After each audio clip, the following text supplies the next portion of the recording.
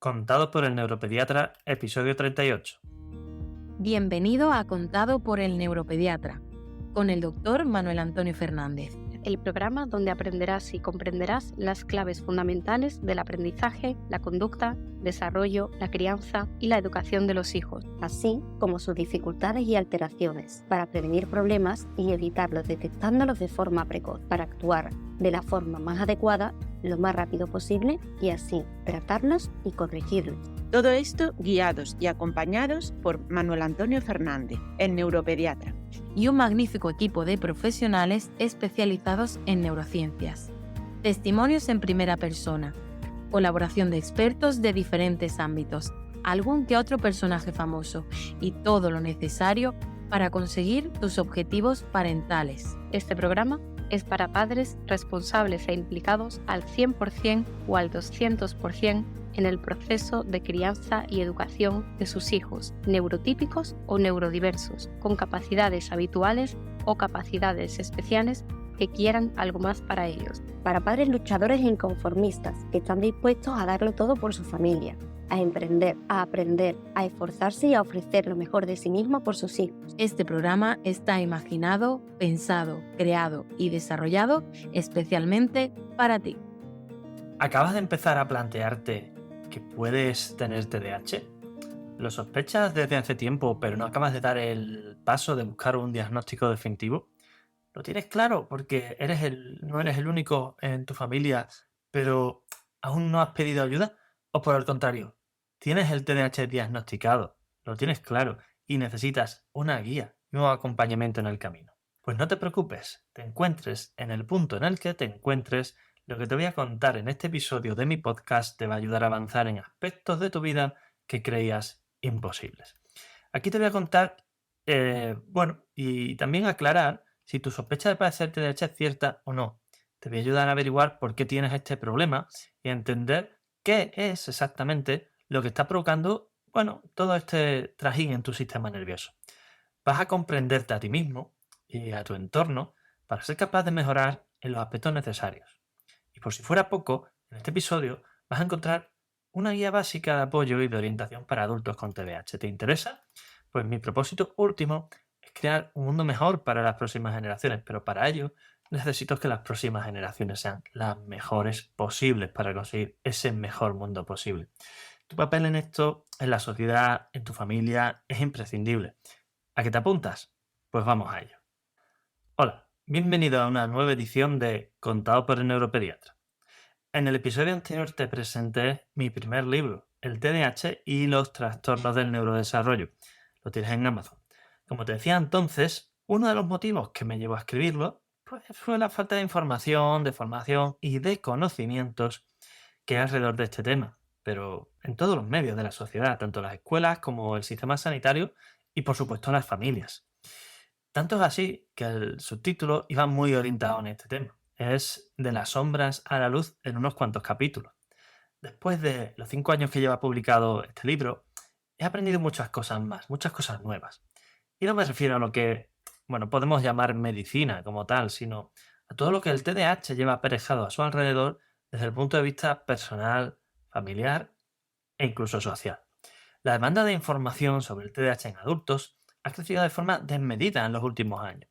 Esto me ha llevado a recibir muchas peticiones de información al respecto y precisamente por ello hemos creado una lista de reproducción específica sobre el TDAH en adultos en nuestro canal de YouTube. Te invito a que vayas a verlo, en el Neuropediatra, en YouTube. Igualmente por ello he decidido también dedicar este capítulo a este tema. En nuestro centro, la verdad es que llevamos años trabajando con personas con TDAH independientemente de la edad. Y hemos tenido desde niños tan pequeños como 3 años, que te puede extrañar que estén diagnosticados, pero sí que lo están y lo son. Algunos de ellos incluso con tratamientos farmacológicos por la intensidad de los síntomas, evoluciones bastante claramente favorables. Y hasta personas de más de 65. Son así, no son Alzheimer, no son otra cosa. TDAH, de libro, de toda la vida sin detectar. Y la verdad es que la experiencia y los resultados obtenidos con todos estos grupos, son ampliamente satisfactorios. Y a lo mejor te preguntas qué hace, porque me lo preguntan en ocasiones algunos compañeros, y a veces incluso también los pacientes, un neuropediatra viendo adultos. Pero la respuesta es sencilla y tiene, bueno, yo diría que 4 vertientes de respuesta. El primer motivo es que el TDAH, como ya sabes, lo sabes porque soy muy cansino repitiéndolo constantemente en un episodio, en otro, etcétera, cada vez que hablamos de esto, es un trastorno del neurodesarrollo. Por lo tanto, no es algo, bueno, pues que por arte de magia pueda desaparecer al cumplir los 18, vamos, ojalá, pero me temo que no. El segundo motivo es que hay una enorme demanda de adultos que consultan por este motivo debido a un aumento progresivo del conocimiento del mismo, ya sea un previo diagnóstico de algún hijo o de otro familiar o directamente al comprobar que sus síntomas concuerdan perfectamente con los del propio TDAH. El tercer motivo es que no hay, al menos en la actualidad, y me temo que por mucho tiempo, un área profesional específicamente centrada en el TDAH de adultos. La verdad es que, bueno, los neurólogos de adultos no tienen formación sobre el neurodesarrollo. Y los psiquiatras de adultos, pues sí, que si es que creen en la existencia del TDAH, pues bueno, sí que tiene pecado a esta altura tener que plantearnos esto, pero estamos así. Bueno, pues lo valoran como un mal menor dentro de las patologías que habitualmente tratan, ¿no? O como algo propio de la infancia. Para terminar, te voy a dar un argumento que lo copio, pero que en realidad no es mío, es de la doctora Weiss.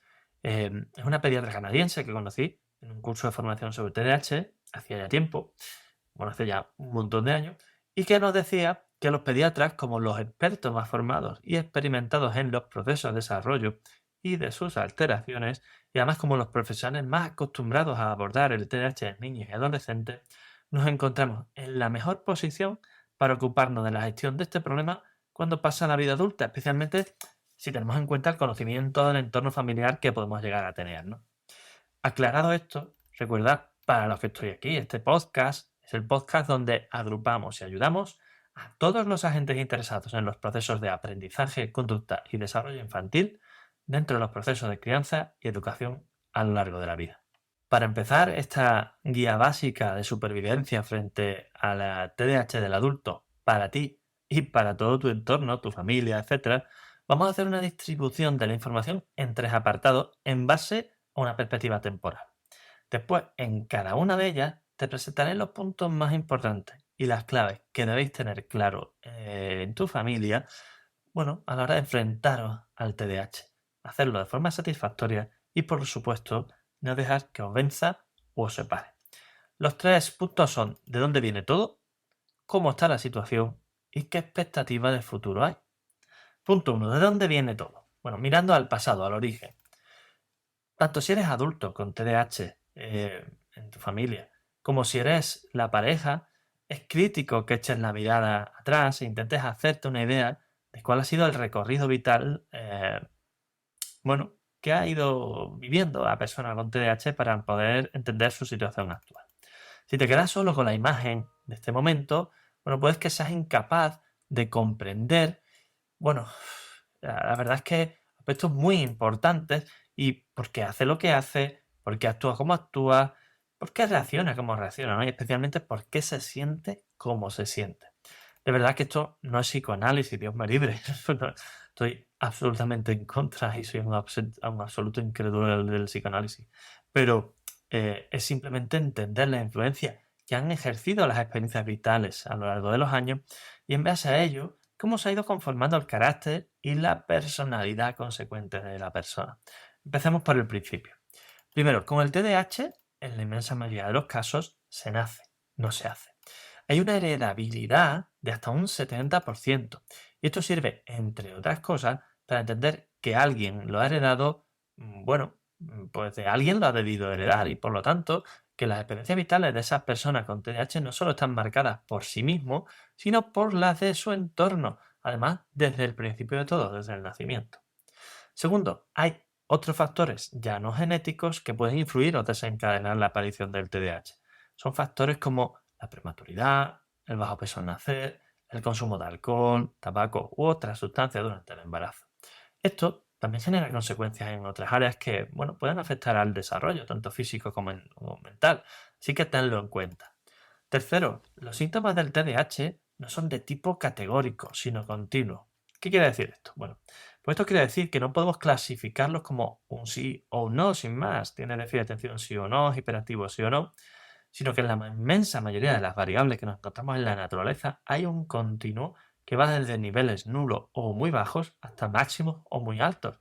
Esto lleva fácilmente, a que la subjetividad a la hora de medir o interpretar conductas que de forma puntual pueden ser consideradas como normales en función de su intensidad o momento de aparición, pues lleva a crear dudas de la propia existencia del TDAH o su diagnóstico, ¿no? Además, por supuesto, también puede favorecer un importante retraso en la detección, en el diagnóstico y en el tratamiento. De hecho, hoy en día se considera que en niños solo 1 de cada 3 casos está detectado y solo 1 de cada 7 está tratado. Así que imagínate el erial que debe haber entre los adultos cuya frecuencia media del TDAH y entre los que están casi todos sin diagnosticar o detectar. Que no sea categórica, sino que sea continua, las características de los síntomas del TDAH significan que no hay un sí o un no.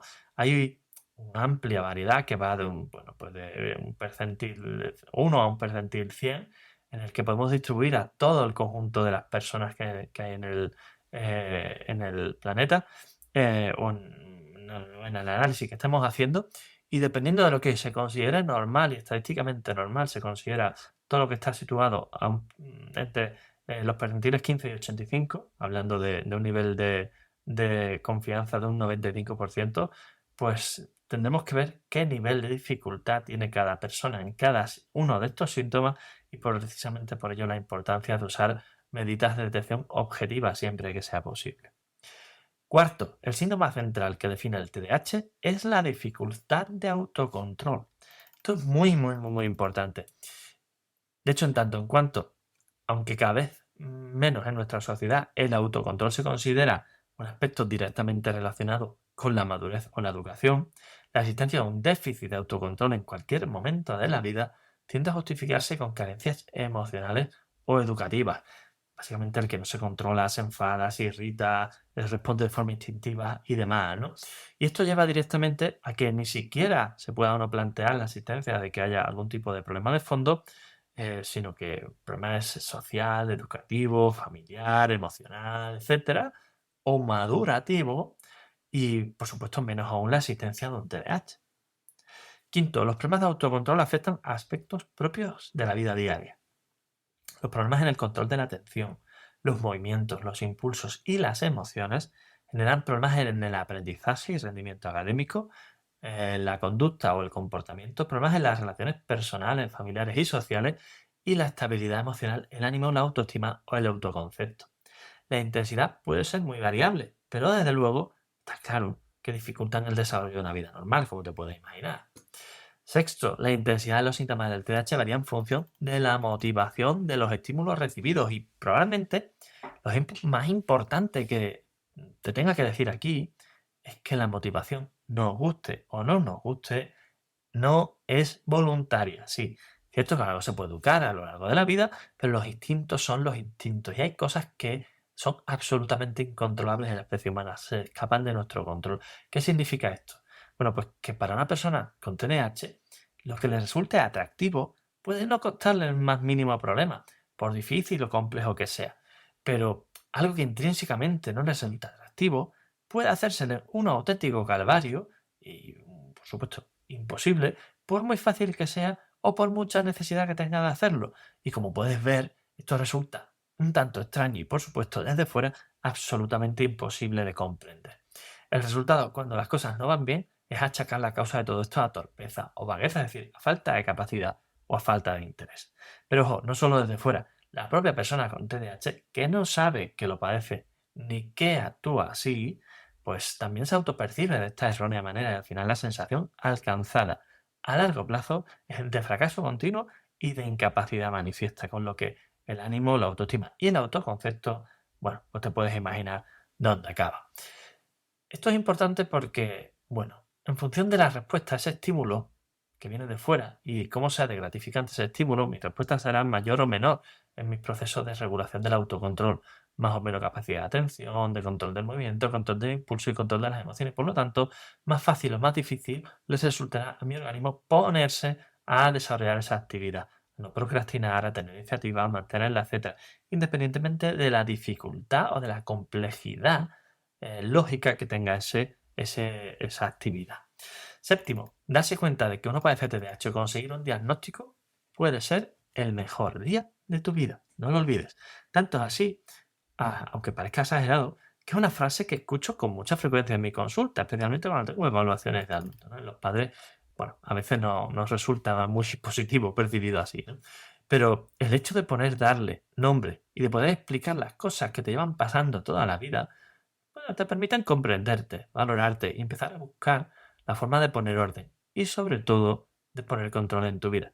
Es un continuo mi consulta cuando pasa esto a los adultos. Se encuentran satisfechos y, bueno, relajados de por fin encontrar la causa, ¿no? Octavo, ¿te imaginas lo que debe de haber supuesto pasar toda una vida sintiendo esto, esa sensación de frustración, incapacidad, descontrol, etcétera? Pues si no estás en la cabeza de una persona con TDAH, no puedes entenderlos. Simplemente porque su cerebro funciona de una forma diferente. No creas que yo hago magia. Lo que pasa es que llevo décadas trabajando con personas con TDAH, escuchando sus historias y además haciéndolo con muchísima atención. Trabajando para cuadrar cada cosa que me cuentan con el funcionamiento del sistema nervioso, para encontrar la causa y con ello una solución. ¿Sabes una cosa? A veces no hace falta tampoco ser un experto, a veces solo necesitan que los escuches, sin juzgarlo, sin críticas, sin valoraciones, sin juicios de valor, solo escucharlo. Te podría contar un millón más de cosas que probablemente te facilitarían entender todo esto y a tu pareja o a ti mismo si tú eres el que tiene TDAH. Mucho mejor sería si pudiera dedicarle todo el tiempo del mundo a esto, pero este episodio no puede ser eterno. Así que ahora, aclarado los aspectos más importantes desde mi perspectiva, toca dar un salto en el tiempo para entender lo que esto conlleva en nuestros tiempos. Así que, punto 2. ¿Cómo está la situación en el presente? Aunque nos podemos encontrar con muchos perfiles, podemos tener varios arquetipos que se forman en función de la combinación de diferentes factores. Fundamentalmente del equilibrio entre la intensidad de los síntomas y los factores externos de compensación con los que cuenta cada persona. Esto, unido a la exigencia de un entorno en cada fase de su vida, pues es lo que va a condicionar el devenir de cada persona. Aunque todos los síntomas pueden afectar a todas las áreas, como te he adelantado en el apartado anterior, el déficit de atención afecta fundamentalmente al aprendizaje, al rendimiento académico y al rendimiento laboral. Por su parte, el factor compensador externo más importante para este síntoma es la capacidad intelectual, la inteligencia. Si tengo una inteligencia por encima de la media, bastante buena, aunque me cueste concentrarme, podré ir compensando durante un tiempo, por lo menos, mientras que el nivel de exigencia no supere el tiempo de concentración que yo necesito para aprender las cosas o para rendir en mi día a día. Pero claro, en esto no me va a ayudar, mejor dicho, esto no me va a ayudar en aspectos como las relaciones o la conducta o el comportamiento. A veces tener una inteligencia por encima de la media incluso me los afecta negativamente. Por otro lado, los problemas de hiperactividad e impulsividad afectan especialmente a la conducta y a las relaciones sociales, lo sabes. Si bien un entorno familiar, social y educativo asertivo y bien estructurado puede ayudarnos a minimizar las consecuencias de estos síntomas, ni es habitual que nos ayude a mejorar nuestro rendimiento académico, salvo que alguno de nuestros padres se convierta en tutor auténtico o en un profesor particular. Y para terminar, los problemas de regulación de las emociones, que es uno de los menos conocidos síntomas del TDAH, pero probablemente uno de los más devastadores. ¿Por qué? Porque si le unes la propia situación negativa derivada de las consecuencias del TDAH, esta disregulación emocional añadida hace que las cosas se compliquen de forma exponencial. Vamos a analizarlo un momento. Los resultados que una persona obtiene, una persona con TDAH me refiero, en cualquier aspecto concreto de su vida, bueno, sin TDAH, sin TDAH, analizando de forma general, pues depende de 3 factores. Por un lado, de su inteligencia. Por otro, de su esfuerzo y finalmente de su capacidad de autocontrol. Los 3 son factores necesarios y suficientes para un buen rendimiento. Ahora, si tienes un problema de autocontrol, aunque te esfuerces y aunque tengas una capacidad adecuada, bueno, como te decía, que en teoría es suficiente para superar un determinado obstáculo, pues no serás capaz de hacerlo. La falta de autocontrol te lo limitará, te topará, frase, palabra que está muy de moda últimamente. Lo peor de todo es que, dado que tú no tienes por qué tener ni idea de que tu problema es el TDAH y que este TDAH es el que te altera el autocontrol, intentarás esforzarte todo lo posible. Aún así, puede que no consigas el objetivo que te habías planteado. O puede que sí, pero siendo consciente, por supuesto, del sobreesfuerzo que te está suponiendo en comparación al resto de personas de tu entorno, que lo hacen con un esfuerzo normal, porque el autocontrol normal no les limita. Al final, puede que incluso te des por vencido y dejes de esforzarte porque acabas por convencerte de que no eres capaz de hacerlo. ¿A qué te aboga todo esto? Pues a una situación de frustración, impotencia, inseguridad, irritabilidad, enfado y por supuesto baja autoestima. Que tu problema es la capacidad, incluso aunque tu inteligencia sea buena, muy buena. Puedes creerte un vago porque solo es capaz de hacer lo que te resulta terriblemente atractivo. ¿Quieres que además de todo esto te dé algunos ejemplos concretos, bueno, de conductas propias de adultos con TDAH que muchas veces ni siquiera ellos conocen o de las que no son conscientes o incluso son capaces de negarte aunque lo estés viendo en tu propia cara? Pues tengo 3 muy llamativas, lo que yo llamo las conversaciones no tenidas, el mundo está en mi contra y nada es culpa mía. Sobre las creencias no tenidas tendría para contarte días y días. Pero bueno, párate un momento a pensar cuántas veces tú, persona con TDAH, a ti te han dicho que han hablado contigo de algo de lo que no tienes la más mínima idea. Es decir, tu pareja especialmente o alguien de tu entorno, ya cercano, ya sea personal o laboral, tiene una conversación contigo. Has podido hablar con esa persona durante un ratito largo, no de forma casual, no solo escuchando, sino conversando, dialogando, opinando, 15, 20 minutos. Pero un poco después, 1 o 2 días después, te comentan algo al respecto y no tienes la más absoluta idea de lo que te están hablando. No sabes de lo que te hablan. No tienes ni siquiera conciencia de haber tenido esa conversación. Dime que no te suena esto. Esto es algo equiparable a la situación que se da entre los niños con TDAH cuando todos los compañeros de clase saben que hay un examen o que hay que llevar una autorización para una excursión y él es el único que niega por activa y por pasiva que nadie haya dicho nada sobre eso en la clase, cuando en realidad es el único que no se ha enterado. Bueno, un ejemplo de los más clásicos de mi consulta. Después, sobre el mundo está en mi contra. Bueno, me refiero a esos momentos en los que cualquier frase que digas, tu persona, pareja o persona cercana a alguien con TDAH, cualquier frase que digas podrá ser interpretada de la peor forma posible con alguien con TDAH. No te preguntes por qué, no hay explicación. Si dices una frase aparentemente inofensiva en un momento en el que tu pareja con TDAH está con la chisma un poco encendida, no sabes por qué, pero asumirá que la intención con la que lo has dicho es con la peor de todas las posibles interpretaciones que pueda tener esa frase, aunque a lo mejor tú no seas capaz ni de imaginar de lo que te está hablando. ¿Cierto? Es como una sensación de actitud complejo a la defensiva, ¿no? Seguro que lo has vivido porque yo lo he tenido muchas veces en mi consulta con mis pacientes. Y para terminar, la de nunca es culpa mía. Y no es porque lo digan ellos, sino porque aunque sean capaces, como hemos visto ahora, de interpretar las cosas, como te he explicado en el punto previo, cuando ellos te hablan, por muy mal tono, forma o palabras que usen, resulta que nunca serán capaces de entender por qué te ha sentado mal lo que ha dicho, si no lo has dicho con mala intención. Bueno, te suena, ¿verdad? Claro que sí.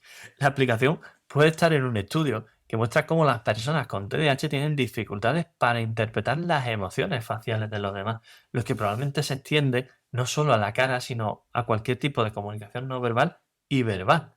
Yo diría más, si no son capaces de interpretar bien esas situaciones, gestos o palabras, es absolutamente lógico que tampoco sean capaces de discriminarlas correctamente a la hora de emplearlas ellos mismos.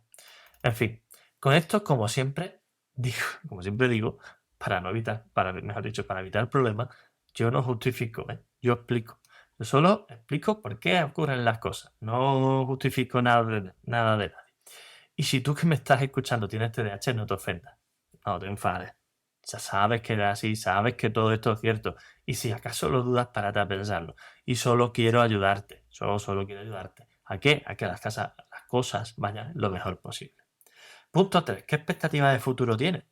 Pues el pronóstico y, por tanto, el futuro de un adulto con TDAH está muy condicionado por su pasado y por su presente. Ten en cuenta que la única información que podemos recopilar al respecto es la que extraemos de las personas que vienen a la consulta y en las que se confirma su TDAH, claro. No tenemos la más absoluta idea de lo que pasa con los que no llegan. Es evidente que los que llegan lo hacen porque tienen síntomas suficientemente intensos como para que generen problemas en su vida diaria pero no tanto como para generar una repercusión tan grave que los haya llevado al aislamiento social, por ejemplo. Y sí que tenemos datos de diferentes estudios y algunos, por ejemplo, muestran como el 40%, el 40, 4 de cada 10 presos de las prisiones de nuestro país, según la muestra estudiada, cumplen criterios de TDAH en el adulto de tipo hiperactivo impulsivo. Y también sabemos que un altísimo porcentaje de casos de TDAH, se diagnostican de forma incompleta de trastorno ansioso depresivo o erróneas como trastorno límite de personalidad. Lo que está claro es que precisamente por esto empecé yo hace años a crear contenido sobre TDAH en todos sitios. Por eso empecé a divulgar sobre TDAH, para evitar las ausencias y los retrasos diagnósticos. ¿Sabes por qué? Porque un TDAH detectado y tratado a tiempo puede convertirse en un caso de éxito, puede hacer una vida normal, puede evitar un enorme número de riesgos graves a lo largo de su vida, puede desarrollar todo su potencial, puede convertirse en la mejor versión de sí mismo y además en un referente de la sociedad. ¿Vamos a permitir que se pierdan todo eso? ¿Vas a permitir perderte esto? Yo no estoy dispuesto, así que no lo olvides. Y para terminar, una reflexión. El mundo está lleno de oportunidades. No te centres en tu problema o en lo que te limita. Céntrate en lo que puedes hacer con lo que tienes. Seguro que así te sorprenderás y sorprenderás. Y si, como te decía en el episodio inaugural, y te repito en todos y absolutamente todos los episodios que te voy narrando, te emociona y te hace vibrar la posibilidad de convertirte en un padre pro, en un padre top para ayudar a tu hijo en su proceso de desarrollo, estás más que invitado a este ilusionante camino. Haremos entre todos, iremos viendo los resultados, iremos de la mano, nos trataremos realmente como somos, como personas. Y para conseguirlo necesito tu ayuda. La mejor forma de conseguir que esta información, este podcast y toda esta ayuda se expanda lo máximo posible es dejarme una valoración, un comentario positivo, por ejemplo en Spotify, en cualquiera de las plataformas en las que estamos, y compartirlo con todos los padres que conozcas. Cuanto más pequeños sean sus hijos, más te lo van a agradecer, porque te van a dar, mejor dicho, les vas a dar respuesta a muchas de sus preguntas.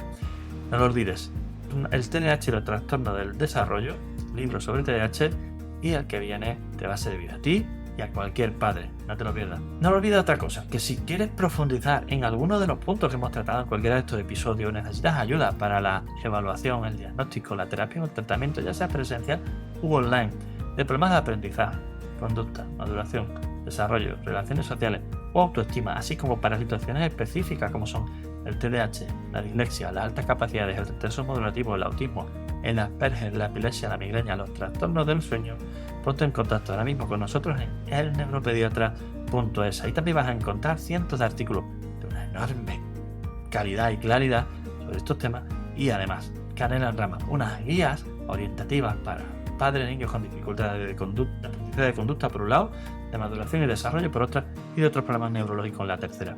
Además me tienes en YouTube, Facebook, en Twitter, en Instagram, en LinkedIn y hasta TikTok, la red social de los mongolos en las que yo decía que nunca iba a estar. Bueno, el burro primero y allí estoy. Así que no te preocupes, porque no vas a tener problemas para encontrarnos. ¿Qué más puedes pedir? Fuerte abrazo y hasta el próximo episodio.